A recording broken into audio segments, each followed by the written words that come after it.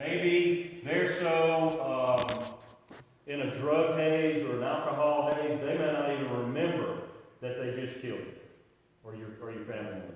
Okay, so you've got to really be careful when you're dealing with these people. Jeff Cooper was a pioneer in law enforcement, primarily with pistol shooting.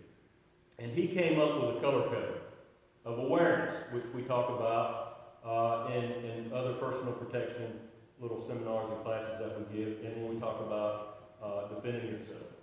White, that is when you're relaxed, unaware, and unprepared. When are you in a white condition?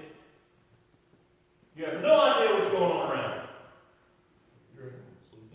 When you're asleep, when you're locked inside your home, your alarm is turned on, your nice decorative wrought iron door is latched with a deadbolt, and you're relatively safe, right? Unless somebody drove a tank through the wall, you're probably going to be all right. Should you go to Walmart in a white state? Should you go anywhere in a white state? No, you should be in a yellow condition. That's relaxed alertness. No specific threat. You're walking around Walmart, you're walking around Kroger, walking around the neighborhood, your head's up, your body's erect, you don't look like a victim, and your head's on swivel. You're just looking for anything that may be out of place. And I'm sure most of you are already doing that. Awareness. You're paying attention. Now, orange, that's when something gets your attention. Give me an example. Somebody knocks at your door at 2 o'clock in the morning. 10 o'clock at night. Yep. Or how many of you have pets? You have dogs. And they start going nuts, right? They start going crazy. Maybe you hear your car alarm going off. If your car alarm goes off, what should you do at 2 o'clock in the morning? Turn your lights on and call 911. Should you go outside and try to see what's going on? Very possible. You work right over here, right? That lady downstairs on the first floor's mother was killed. She was murdered in Jackson, Mississippi on a prowler call. She called 911, and I don't know if there was a lag time or what the deal was, but the lady went outside to investigate what happened, and they killed her in the backyard. Okay? Call 911. Let these guys go investigate it for you. They're already up. They ain't got nothing else to do. Okay? We're driving around drinking coffee, wishing something would happen. Right? Yes, sir. I know this is a little different. Go ahead. We're part-time residents here. We live in Missouri. We live out in the county. Okay. Where we're at, the shooter. That's different. I lived in Redwood for a long time. All right? But I'm also in fairly good shape. I'm in fairly good shape. I have a lot of stuff to protect me, so that's different. But in an urban area like you guys are living, in an urban area, and I'm glad you brought that up, call 911. The response time is going to be fairly quick, depending on where the units are. Contrary to popular belief, you have one of the best police departments in the state of Mississippi or the country, in my opinion.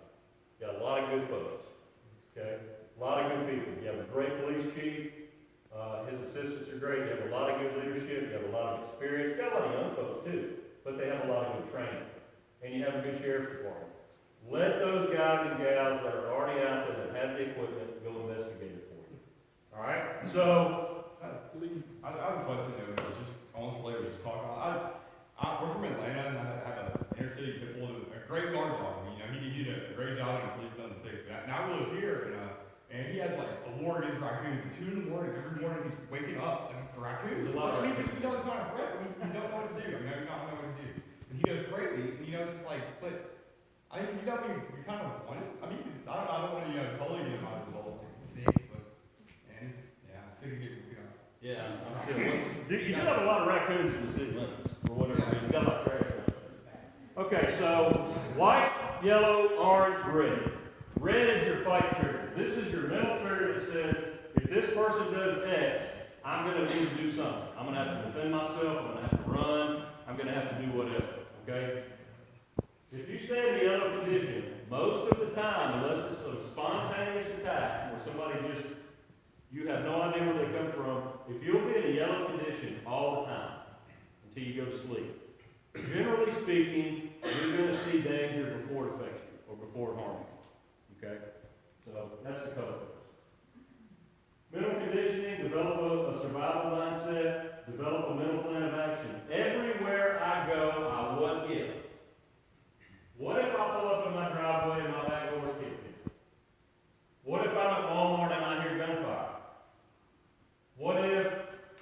somewhere and I need to escape or I need to exit? What if I'm in my home? What if I'm in the shower and I hear the front door glass break?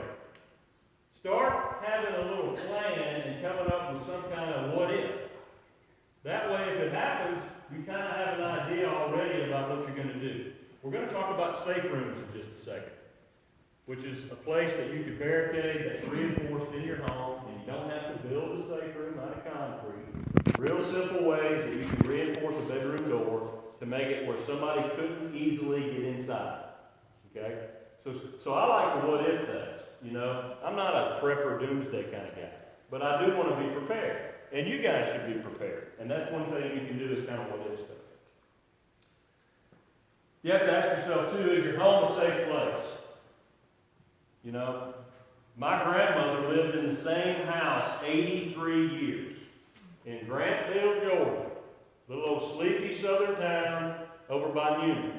You know where Grandpa lives? Yeah, well, that's where I spent all my time on the weekends and all my summers. Riding up and down the little old sidewalks, going fishing. It was a great place to live, kind of like neighborhood. Okay? That house was no more safe than nothing. We felt safe in it because it was a home. But really, truly, how many of you have screen doors? Or how many have been in an old house that had screen doors, right? It was a latch. So she latched it behind her, right? What's that really going to do? Nothing, right? All you got to do is take a knife, punch it out, you're in the thing. You know, the old big pane windows. And hers had window weights in it, which were great for trot lines. You know, they're weights about this big, about that big around, made out of cast iron, and they helped you lower and close the windows. A lot of these older houses are not safe. Okay? They have to be made safer by adding deadbolts, by adding, you know, how many of you have a deadbolt that's got a key on the outside, but it's got a switch on the inside? If you have a window next to that, all you got to do is punch it out, and the person all you got to do is reach in. So you want a key on both sides. Now, some of this stuff is going to inconvenience you. All right? A keyed deadbolt on both sides is safer. But you got to have the key to open it, right? So if you smell smoke at 2 o'clock in the morning and you don't know where the key is, you're fixing out a significant emotional event that may require immediate medical attention. Okay? So you may have to be creative and hang the key. Maybe even with a piece of orange tape on it where you can see it away from the window, away from where somebody could get inside. But don't leave it in the lock. Yeah, don't leave it in the lock. Don't leave it in the lock.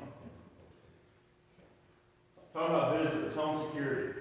It helps to have a viewfinder or a peephole where you can identify who that is. Now they make, I know Mississippi Ironworks and some of the local ironworks places, they can manufacture you a nice decorative iron door that can remain locked where you can actually see and engage in a conversation with someone and never expose yourself to that person getting inside. They are expensive though, but you got to have a way to identify who's coming up there. Confirm their identification. Never tell visitors that you're there by yourself, and never put on social media that you're alone or you're out of town. Now, I don't know what half of these people, especially kids, are thinking when they put stuff on social media. Hey, we're going on vacation. Going to be in Australia for a month. You know, come break in my house and burglarize me. That's what that's saying. Okay, so be real careful about that. Don't broadcast your plans on Facebook. Don't let strangers in your home. If you're at home by yourself and you hear, answer the door. Go to the door and acknowledge that you're there. Okay? Don't hide. Don't not say anything. Go to the door. Keep it locked. If you're home alone, you might want to say, hey, hold on just a second. I got somebody at the door. Even if you're not on the phone with anybody. Okay? Or get that dog that barks real loud. Okay, hang on, I got to put my dog up. Hang on, we were just practicing some home invasion, bite drills. Think outside the box. Yes, sir. Have you seen the new product they're selling that if somebody comes in the door and you're not there, you can say, you can have a voice thing saying, I can't get to the door right now, you're not even there. You seen I that? had not seen that. Yeah, that's, A lot of people have surveillance too, you know, where they can check it on their smartphone. that's, Or their doorbell is actually a camera. a camera, and when the doorbell that comes on, all that stuff's cool, and it works. And here's the reason why. If somebody knocks on your door, you don't want to not tell them you're home. Most of these burglars are, I'd say half of them, are probably not violent offenders, they just want to steal something from you. What's going to happen when they knock on that front door? They think nobody's home, they go around the back, and they gain entry to the house. Now you are in your home with an intruder. Okay? And it has happened in this community. And it happened, the last one they just indicted, it happened to a little girl out here off of Tucker Road out in the county. And I don't know the circumstances. At any rate, 3 burglars got into the home with the 15-year-old female, the little girl. Okay? You don't want to be in a position where you back somebody into a corner and they think they have to harm you to get away. Okay? So acknowledge the fact that you know, or they know that somebody's in the house. Okay? Talking about shrubbery, you got to be careful with landscaping. If you have shrubs, if you have trees, if you have bushes that have grown up that people can hide under or behind, or if you have a 2-story home and maybe you've got like some, tree you can climb, people will climb a tree and break in the top window and get in your home. So you got to be careful with all that kind of stuff. If you have decorative like the boulders, like the river stone, or maybe you have, I know outside my house I've got, and it's old, it came from St. Rose, Louisiana, my grandfather's house. It's a thing to clean your boots on, and it looks like a dachshund. You ever seen them? They're made out of cast iron. Somebody can take articles like that, those kind of things, and they can break windows out of it. So just kind of be careful about the items that you have outside in your yard for decoration, because they can actually be harmful to you. A safe room. A safe room, there's many different safe rooms. You can have a safe room for tornadoes, you can have a safe room for all kinds of stuff. What I'm talking about is a safe room, generally in a bedroom, where you've removed the interior door, those little interior doors that you can actually punch through. You removed it and you actually installed a real wooden door. Okay? Or metal. Wood, more than likely, is going to look better. And you've reinforced the door jamb and the frame, and you've installed a deadbolt. Okay? That is a place that you can identify and you can reinforce. So if someone did get in your house, you could retreat to that room, lock that deadbolt. Inside that room, you want to have some type of light source. You want to have a phone. You want to have somewhere handy a dark pair of sweatpants and a sweatshirt. Why is that important? Not everybody sleeps in the same amount of clothes. Okay? So if you're in your home at night, you're in your bed, you hear an intruder get in, and you're able to get the door locked, but you need to escape, if it's 25 degrees, do you want to be in your nightgown, or do you want to be in something that can actually protect you? Because you may have to wait a few minutes, okay? So a dark pair of sweatpants and a dark sweatshirt somewhere close to the bedstand, you can just put that on, have your Crocs, your slippers or whatever, your tennis shoes, and you have clothes on, okay? And if it's dark color, they're less likely to see you. A peephole in the door might be helpful.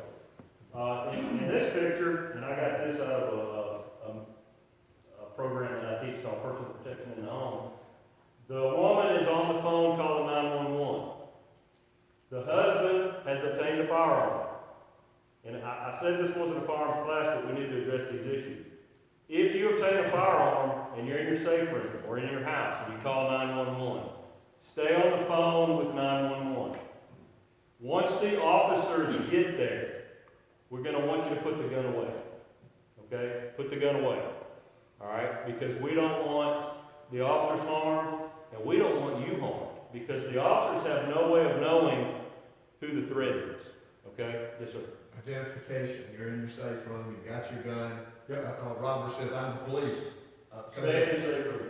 Okay. Stay in the safe room, and what we're going to do is that officer is going to radio to dispatch. Okay? He's going to radio to dispatch. Dispatch, have the homeowner come to the hallway. Okay? And there's going to be more than one way that you're going to know you're not getting set up. That's a great question. We get that a lot in active shooter awareness too. They'll ask you to step out. Yeah, they'll ask you to step out and meet the officer. If you have used the firearm, same thing. Put the gun away, meet the officers. I don't want to take too much time, but real quick, I had a friend of mine that this happened to. She lived in Bancroft, Mississippi. And it's talking about some of the same principles. This was a domestic issue where her and the husband had been married for 30 years, going through a divorce. Okay? Unfortunately, I was dear friends with both of them. He actually confided in me 4 days prior to the incident that he was going to murder his wife. So we called law enforcement, notified her. She did some things differently. Long story short, he showed up in the middle of the afternoon. He assaulted her. He strangled her almost to death on her back, under her desk. She was able to retrieve a 5-shot 38 special. She fired one round and it killed her. She went inside, locked the door, called 911, called her brother who lived next door. She put the gun down. They met law enforcement outside, and they were still put on the ground, placed in handcuffs. Okay, until we could figure out what was going on. But that's very important. Okay, if you have a firearm, hopefully you know how to use it. Hopefully it's of good quality. But put the gun up before the law enforcement gets there. Would you suggest people to take a course in how to handle a firearm? Yeah, we'll talk about that after we get done with it. Okay. Yeah, absolutely. Like I said, I don't want this thing to turn into shooting people because that we don't want anybody to have to hurt anybody else, but we don't want you guys hurt. But that's a very important point to know that when and what kind of point we could use the firearm as a self. Yeah, I'll get offline with y'all, and I can give you some more information on that. But you're absolutely right. Biggest thing is have that barricade where that person can't get in there, because what you don't want to do is be walking around in the house with somebody that's inside, because you don't know what their motives are, you don't know if they're armed. I know y'all all know the story about how the McLeod thing ended right up here on Fort Hill, right? If you don't, the guy that murdered Miss Wilson ended up getting shot and killed by a homeowner after he assaulted both of them, right down the street, less than a mile from here. So it happens. Yeah, he met him in the garage. Shifting gears just a little bit, some home security things to prevent identity theft. And if you've never been a victim of identity theft, take it from me. It's a real pain in the you-know-what, okay? Bad things will happen. So you might want to consider mailboxes at the post office versus mailboxes on the street, okay? Or if you have sensitive documents or items that are going to be mailed to you, use a UPS kind of thing where you go to the UPS store. Just some things to consider. And that also takes away the need for you to go out to the curb, check your mail. You know, everybody gets in a hurry. Maybe you're late for work and you're just not really thinking. You say, well, I'm just going to run down to the end of the driveway, and you don't ring your cell phone. And then you get to the end of the driveway, and either there's a vicious dog or there's some less than desirable people that are kind of milling around, and all of a sudden you find yourself in a position where, you know, I really need to call 911, but I can't do it. So just think about stuff like that. Physical security, let's talk about awareness, know your surroundings and the people around you. Use your intuition. Trust your instincts. If the little hairs are standing up on the back of your neck, you probably need to listen to that. Ladies, you're a lot better than we are, okay? You know, the little hairs come up on the back of your neck. Generally, the women will listen to their instincts, and they'll turn around and go back inside or go back inside the store and have somebody escort them to their vehicle. Or maybe, you know, call 911 and say, hey, can you send an officer over here? Something's just not quite right. You're not going to bother us doing that. We want to serve you, okay? That's what they pay us for. That's why these men and women go out and risk their lives every day. Call 911. We would rather you call 911 and it be unfounded or there's nothing to it than not call 911 when you should. Okay? So don't think you're bothering us by calling 911. When you call 911, don't get frustrated with the operator. They're going to ask you a million questions. It's a protocol thing. If you call 911, if Maria calls 911 tonight and says, hey, there's somebody breaking in my house, they're going to ask a number of questions. Know this, the other dispatcher sitting next to that person has dispatched the police car. Okay? So they're not asking all these questions and then 10 minutes later sending the unit. They're doing it simultaneously. All right? If you can't talk on the phone, leave the phone on. Let the dispatcher just hear what's going on around you. Okay? Leave the phone on. If you call 911 on a cell phone in Vicksburg, Mississippi, we're going to be able to know where you're located. Now, there was a glitch with that incident I told you about on Fort Hill, where the cell phone signal hit the tower and it sent it across the river to Louisiana. And then when they did that, all they had was static. They couldn't hear anything. So they had no idea who was even on the phone. We think we fixed that, okay? But the closer you get to the river, you could have an issue. A lady on Forest Street. Is it Forest Street or Forest Drive down here? Top of the hill. She actually called 911. It went to Tallulah. We think we fixed all that. But if you're on a cell phone, we did it at 911 right down here on Play Street, we can look on a map and see you. Just call 911. We'll know where you are, and we'll send the officers. If we lose connection with you, we are not going to call you back. We're going to simply go to the house, because our thought process is this. If we lose connection, and you said there's an intruder in my kitchen, I'm in my bedroom upstairs, my name is Maria, whatever, okay? And we lose connection, we don't want you to be hiding in the closet. We call you and the phone goes off, okay? That's why we don't call back. We're going to simply send the units and figure out what we need to do. Something else that may help if you have a safe room that has a window is put a house key on a piece of wood and spray paint it orange. That way you could lift the window and throw the house key out to the officers at the bottom if they needed to use the key to gain entry. Okay? Because you don't want to come out in the hallway when there could be somebody in the house and we haven't identified that person yet. Just something. Sir, Yes. I hate to keep getting around. You're not interrupting me. I taught a ladies awareness class, and a vehicle out in front of your house. Now, I'm not talking about paranoia, you have to be aware. Is there a vehicle out at your house at 9 or 10 o'clock that pulls up and just stays there? Right. You need to be aware of that. When you go out to your car at night, don't be fumbling around looking in your purse. Go out and know that your vehicle is Okay, locked. so let me ask you this. I don't want to get too off topic. Keys are in my hand. My head is erect. I'm looking around. I'm not doing this. I'm not on my cell phone texting. Okay? I don't have the app that can show me a camera so I can text and walk at the same time. All right? Somebody approaches you in the parking lot and says, "Give me the keys to your car." Hit the alarm right there. You could hit the alarm, or you could do like that. Go get them. You could use another key. I'm kind of have some humor in this thing, but you got to think outside the box. And you have to say, as bad as I wish it was 1950, it ain't 1950 anymore. And there's bad people out there. The social media thing, the internet, all of this media, all of this blood and guts, it's desensitizing people to violence. It's not real to them anymore. The kid at Columbine, at Newtown, Connecticut, he killed 27 people. Every day, he watched the Bang Bang Shoot 'em Up games. And every weekend, his mama took him out to the range and taught him how to use an M4. It was a video game to the guy. Okay? He killed all those people because he was desensitized. And then a mindset. Think about what you would do in an emergency, and survive. We'll talk real quick about teller machines. The biggest thing is this. You see the teller machines, the ATM machines outside on the side of the banks?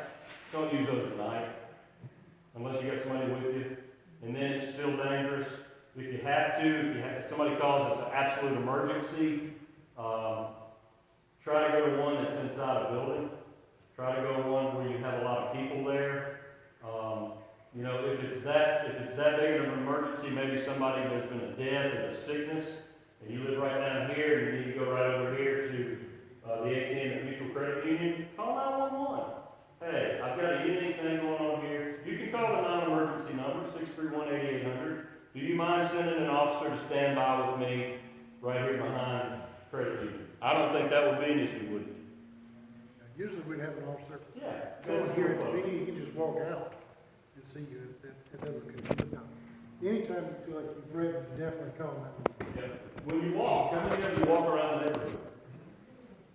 Okay, you got a couple of thought processes. Either don't walk around the neighborhood and go to like the military park, which is relatively safe, or the high school with a group, you know, if you're not comfortable walking around the neighborhood. But if you are going to walk around the neighborhood, take somebody with you. Ask a friend.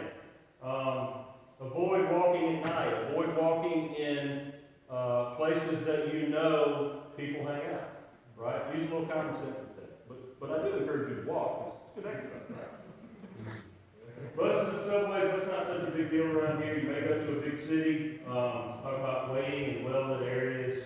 Keep your belongings close to you.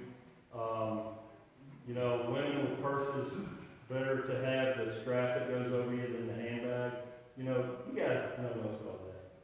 If you display flashy jewelry, Rolex watches, and you go to certain places, New Orleans being one of them, go down the French Quarter wearing gaudy, expensive jewelry, congratulations, you're opening yourself up to being a victim.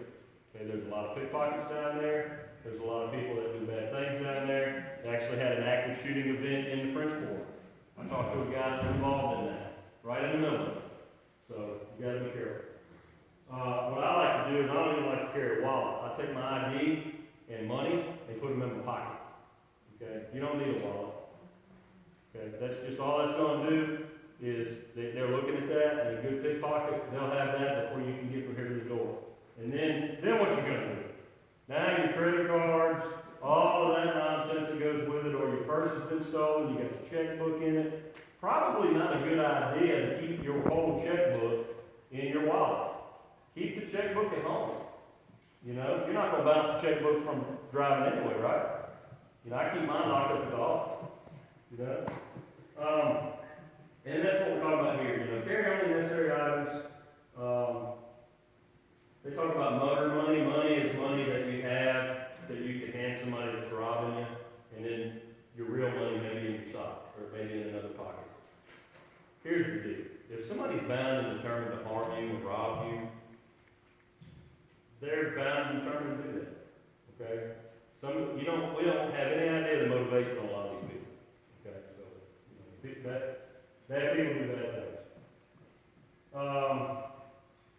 This is probably not as big an issue, but laundry rooms. I know when I was a kid, about twice a year, my mother would want to wash all the quilts, and she'd want to wash all of the stuff, and we'd have to go to the washateria.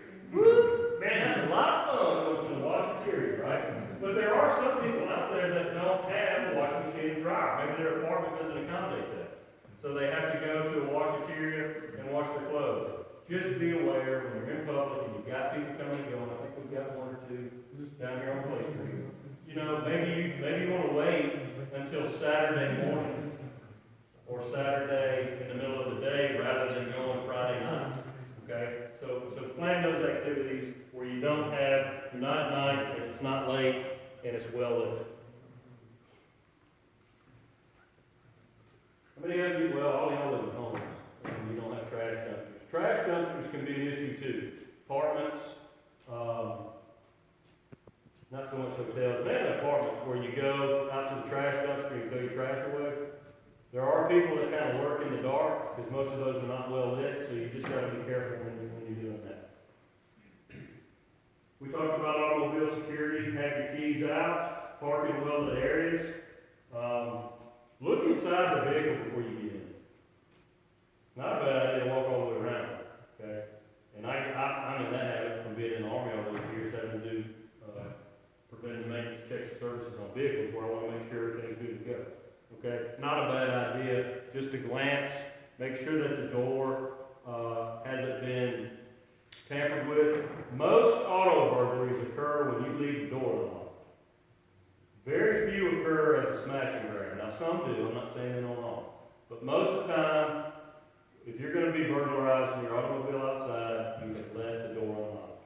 Or the window's been rolled down and somebody was able to get in there. Now, some of these newer vehicles, you gotta have a key fob to get in. Okay, you know, I can't even get them with a slim key because they're all electronic, but, most of the time, you forgot to lock the car. And I would always lock the car and I'd set the alarm on. Okay, that, you know, the alarm's going off at night, you wake up, turn the lights on, call 911. Otherwise, you're never gonna know that you were burglarized until in the next morning. And most people get in their vehicle and they're driving to work, or they're driving to the store, and they're like, where was that, whatever I had in here? And they don't even realize they've been burglarized until hours later. How much time is that? Okay. Automobile security, dealing with breakdown, when you break down out there. First of all, don't be like some people I know and let the dang gas tank go below a quarter tank. I like to keep mine no less than half, okay? Run out of gas is bad. Make sure you have a cell phone and a way to charge it. Learn how to fix or diagnose minor problems. If you're physically fit enough, learn how to change a tire. Learn how to jump your vehicle off. You'd be surprised how many people do not know how to use jumper cables or don't have jumper cables in their vehicle.